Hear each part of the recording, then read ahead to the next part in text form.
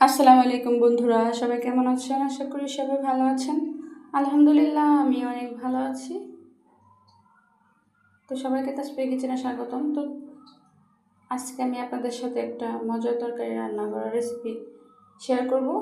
চলুন শুরু করি। তো আজকে আমি রান্না করব কচুরমুখী দিয়ে চিংড়ি মাছ, নদীর চিংড়ি মাছ। তো আমি প্রথমে পেঁয়াজ মরিচ ভেজে নেব।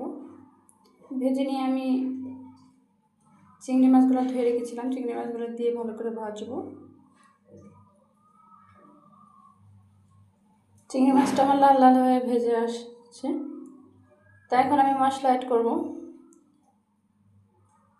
আমি দিয়ে দেবো হলুদের গুঁড়া, মরিচের গুঁড়া, ধনিয়ার গুঁড়া, আর দিয়ে দিব লবণ। মশলাগুলো দিয়ে ভালো করে আমি মিশিয়ে নেব। অল্প একটু পানি দিয়ে আমি মশলাটা কষিয়ে নেব। তো মশলাগুলো দিয়ে আমি ভালো করে কষিয়ে নেব।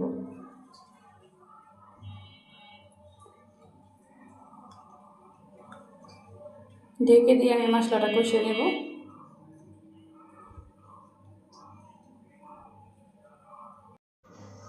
তো দেখেন বন্ধুরা, আমার মশলাগুলো ভালো করে কষিয়ে গেছে। আমি ভালো করে কষিয়ে নিয়েছি। উপর তো তেল তেল উঠেছে। তো মশলাটা আমার ভালো করে কষে গেছে। তো এখন আমি দিয়ে দিব কেটে ধুয়ে রাখা কচুরমুখী। তা আমরা তো কচুরমুখী বলি। বন্ধুরা, কোন কোন জেলায় আসলে এটা কী নামে ডাকে কমেন্ট করে জানাবেন। তো আমি কচুরমুখীগুলো দিয়ে ভালো করে মশলাটা মিশিয়ে নিব। তো আমি কচুরমুখীটা ভাঙবো না। তো অনেকেই ভেঙে রান্না করে, আমার কাছে এইভাবে খেতেই ভালো লাগে।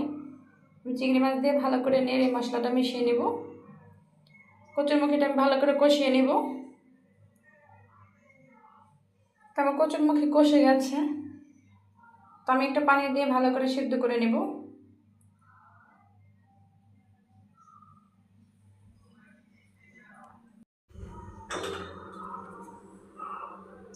তো দেখেন বন্ধুরা, আমি পানি দিয়ে ভালো করে কষিয়ে নিয়েছি। তো আমার কচুরমুখী সিদ্ধ হয়ে গেছে। আমার একটু ঝোল দিয়ে ভালো করে কষিয়ে নেব, ভালো করে সিদ্ধ করে নিব।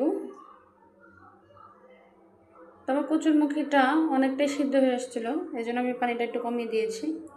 তো আমি ঝোল রাখবো না। আমার কচুরমুখীটা হয়ে গেছে বন্ধুরা। দেখেন কতটা দেখতে সুন্দর হয়েছে, খেতেও আসলে অনেকটা মজা হয়েছিল।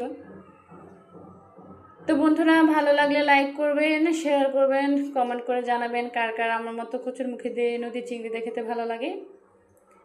চ্যানেলটি সাবস্ক্রাইব করে